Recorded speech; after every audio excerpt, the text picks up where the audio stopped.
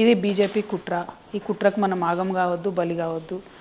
నేను ఎన్ని రోజులైనా ఉంటా, మన పార్టీ గట్టిగా ఉండాలని నేను కోరుకుంటున్నాను. కానీ మీ బెయిల్ కోసం పార్టీ భవిష్యత్తును బలిపెట్టిండ్రు అని ఒక అంటే ఏం జరిగిందన్నది మాట్లాడేటటువంటి వేదిక ఇది కాదు. అది పక్కన పెడితే నేను నా పర్సనల్ కంఫర్ట్ కోసం, పర్సనల్ అంశం కోసం ఎట్టి పరిస్థితులలో పార్టీని మాత్రం ఇబ్బంది పెట్టను. ఆ విషయం నా క్యాడర్కి తెలుసు, మా కార్యకర్తలకు, నాయకులకు అందరికి కూడా తెలుసు. నేను చాలా బలంగా ఉంటా. కేసీఆర్ గారి గౌరవం ఒక్క ఇంచు తగ్గుతుందంటే ఆ క్షణమే నేను చచ్చిపోతా తప్పితే నేను అది కానివ్వను. సింపుల్. అంటే బెయిల్ కోసం బీజేపీ నాట్ ఎట్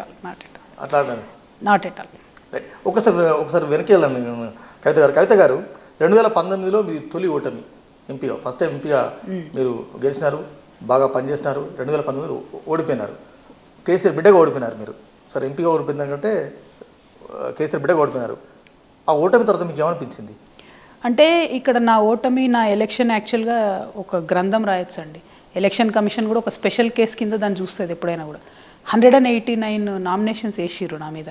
వేస్తే రాత్రికి రాత్రి సడన్గా 24 ఈవీఎంలు తీసుకొచ్చారు. ప్రతి బూత్లో 24-25 ఈవీఎంలు ఉంటే ఎన్నిసార్లు అడిగినామో మేము ఎలక్షన్ కమిషన్, మీరు నంబరింగ్ చేయండి, ఫస్ట్ ఈవీఎం ఏది, లాస్ట్ ఈవీఎం ఏది అంటే కూడా ఒక దగ్గర కూడా నంబర్ చేయలే. సో ఆ కన్ఫ్యూజన్లో 1,00,000 ఓట్లు చిత్తిపోతే ఓడిపోయినా, నేను ఓడగొట్టబడ్డా, ఓడిపోలేదు. కాబట్టి అక్కడి నుంచి కుట్రలు ప్రారంభమైనాయి, అందులో అనుమానం ఏం లేదు. అక్కడి నుంచి బీఆర్ఎస్ పార్టీ పైన కుట్రలు ప్రారంభమైనాయి. 2014 తర్వాత 2014లో మీకు మంచి రిజల్ట్ వచ్చింది, మంచి సీట్లు వచ్చినాయి. కేవలం 5 నెలలకే మీకు ఎంపీ ఎలక్షన్స్ వచ్చినాయి. మీరు అద్భుతంగా గెలవాలి. కానీ ఓడిపోయినా కేసీఆర్ బిడ్డ ఓడిపోయిందా, లేకుంటే ఎంపీ ఓడిపోయినారా? అంటే ప్రత్యర్థులు గెలిచిండ్రండి. ఇక్కడ మేము ఓడిపోయినాం అన్న దానికన్నా ఏంటంటే తప్పు చేసి లేకపోతే ప్రజలు ఇష్టపడక ఓడిపోలేదు. నాకు 2014లో వచ్చిన ఓట్ల కన్నా ఎక్కువ వచ్చినాయి. ఆ కన్ఫ్యూజన్లో కూడా, అంత కన్ఫ్యూజన్లో కూడా నాకు ఓట్లు ఎక్కువ వచ్చినాయి. నేను ఫస్ట్ టైం ఎంపీగా గెలిచిన దానికన్నా ఎక్కువ వచ్చి కూడా ఓడిపోయినా. ఎందుకోసం ఓడిపోయినా అని అంటే 1,00,000 ఓట్లు ఉట్టిగానే స్కాటర్ అయిపోయినాయి 24 ఈవీఎంస్లో. సో టెక్నికల్గా ఎట్లా ఓడగొట్టాలి కవితను అని స్కెచ్ చేసి ఓడగొట్టిరు తప్పితే వేరే ఏం లేదు అందులో. ఏదో నా ఓటమి కాదు, అది బీఆర్ఎస్ ఓటమి, కేసీఆర్ ఓటమి అంతకన్నా కాదు. సింపుల్గా చెప్తున్నాను నేను. అది కేవలం అంటే కేవలం కుట్ర ప్రకారం భారతీయ జనతా పార్టీ, కాంగ్రెస్ పార్టీ ఆ ఎన్నికలలో కూడా కాంగ్రెస్ బీజేపీ పార్టీ నాయకులు కండువాలు మార్చుకొని నిలబడ్డారు పోలింగ్. 2019 పార్లమెంట్ ఎన్నికల్లో కవిత తొలి ఓటమి నుంచే బీఆర్ఎస్ పతనం ప్రారంభమైంది. మీరు యాక్సెప్ట్ చేస్తారా ఈ విషయాన్ని? ఆ తర్వాత కూడా మేము గెలిచినట్టున్నాం కదా, మునుగోడులో మీ పార్టీ రివ్యూ కాలేదండి, నగర్ గెలిచి. మీ పార్టీలో కవిత ఎందుకు ఓడిపోయిందని రివ్యూ జరిగిందా? ఇంటర్నల్గా చేసుకుంటారు కదా, ఇంటర్నల్గా వేసుకుంటారు కదా. కేసీఆర్ గారు ఉట్టికేం ఉండరు, సర్వేలు తెప్పించుకుంటారు, చేసుకుంటారు. మాకు చెప్పినరా, మాతో షేర్ చేసుకున్నారా అన్నది పక్కన పెడితే రివ్యూ చేసుకుంటారు. Is a very politically very shrewd person అండి, అట్లేం లేదు. మీ ఓటమి తర్వాత దుబ్బాక ఓడిపోయింది, మీ ఓటమి తర్వాత హుజరాబాద్ ఓడిపోయింది, మీ ఓటమి తర్వాత లోకల్గా ఇంకా అనేక ఎన్నికలు ఓడిపోయినాయి. అంటే ఒక మీ ఓటమి తర్వాత రివ్యూ జరిగి ఉంటే పార్టీ ఇంత డ్యామేజ్ అయ్యేది కాదు కదా అంటున్నాను. అంటే నేనేమంటున్నా అంటే నా ఓటమి తర్వాత అసలు మనము భారతీయ జనతా పార్టీ ఎంత కుట్రలు చేస్తుంది చాప కింద నీరులాగా అన్నది పసిగట్టలేకపోయినాం అన్నది నేను ఇప్పటికి కూడా అనుకుంటా. కాంగ్రెస్ బీజేపీ ములాఖాతు ఎక్కడైంది అన్నది పసిగట్టలేకపోయినాం. మీరు చెప్పినటువంటి ప్రతి చోట, హుజురాబాద్లో కావచ్చు, హుజురాబాద్లో మంచి నాయకులు ఉండగా ఆనాడు బల్మూరు వెంకట్కి ఇచ్చిరండి టికెట్లు. కాంగ్రెస్కి వచ్చిన ఓట్లు ఏంటంటే 3,000. ఓపెన్గా ఆనాడు పీసీసీ అధ్యక్షుడు ఉన్న రేవంత్ రెడ్డి గారు ఏం చెప్తారంటే ఆడు ఈటెల రాజేందర్ గెలుస్తాడని చెప్తాడు. ఆయన కాంగ్రెస్ పార్టీ అధ్యక్షుడు. 200% చెప్తారు అంటే పార్టీ తప్పిదవరు మీరు ఒప్పుకోవట్లా. నేను అదే చెప్తున్నా, మేము గమనించుకోలేకపోయినామని చెప్తున్నా. మా party BRS party Congress BJP కలిసి చేస్తున్న కుట్రలను గమనించుకోలేదేమో అంటున్నా నేను. మేము తప్పేయలేదండి, తప్పేపోతే ఈడెందుకుంటాం, తప్పేపోతే ప్రతిపక్షాలు ఎందుకుంటాం. ఇప్పుడు చాలా క్రానాలజికల్ ఆర్డర్ చూడండి. 2019 మీ ఓటమి తర్వాత పార్టీలు రివ్యూ జరగలేదు.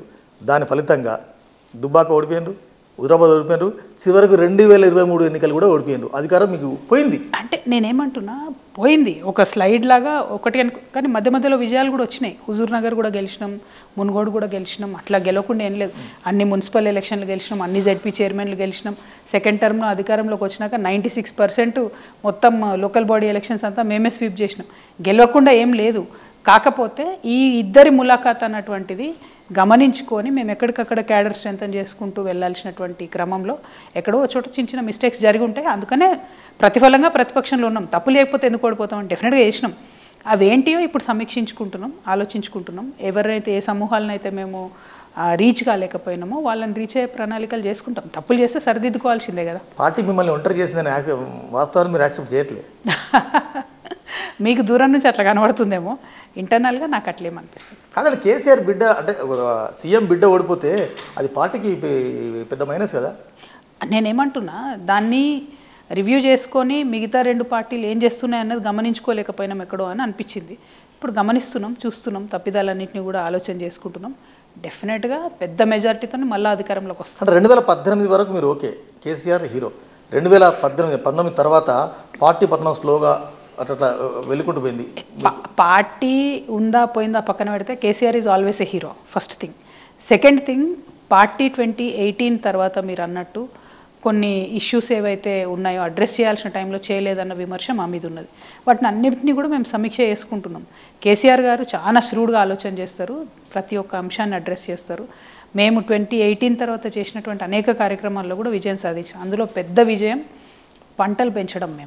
మీరు కాళేశ్వరం అని చెప్పి ఇంత విమర్శలు చేసినా కూడా మనం తెలంగాణ రాకముందు ఉన్న పంటకు ఇప్పటి పంటకు చూసుకుంటే ఎంత తేడా ఉందో మీకే తెలుసు. అది నేను లేదు కాళేశ్వరం రాకముందు లేవు పంటలు. లేదు మేడం, కాళేశ్వరం నీళ్లు రాకపోయినా 1.5 మెట్రిక్ టన్నుల ధాన్యం వచ్చింది. సో నేనేమంటున్నా అంటే, కాంగ్రెస్ పార్టీ ఏదో కాళేశ్వరం ఎండబెట్టి కేసీఆర్ని ఫెయిల్ చేసిన అనుకుంటారు, కానీ రైతుల్ని ఫెయిల్ చేస్తారు, వాళ్ళు తెలంగాణ ప్రజల్ని ఫెయిల్ చేస్తున్నారు, తెలంగాణ నెక్స్ట్ జనరేషన్ని ఫెయిల్ చేస్తున్నారు. అది తప్పు మేడం. కాళేశ్వరంకి తెలంగాణ రైతాంగం సంబంధం లేదు మేడం. 100% సంబంధం ఉంది. ఉండదు, 100% ఉంది, 200% మేడం. 1,00,000 ఎకరాలు ముఖ్యమంత్రి జిల్లాలో ఎండిపోతుందండి. మేము ఉన్నప్పుడు ఎట్లా ఇచ్చినాం?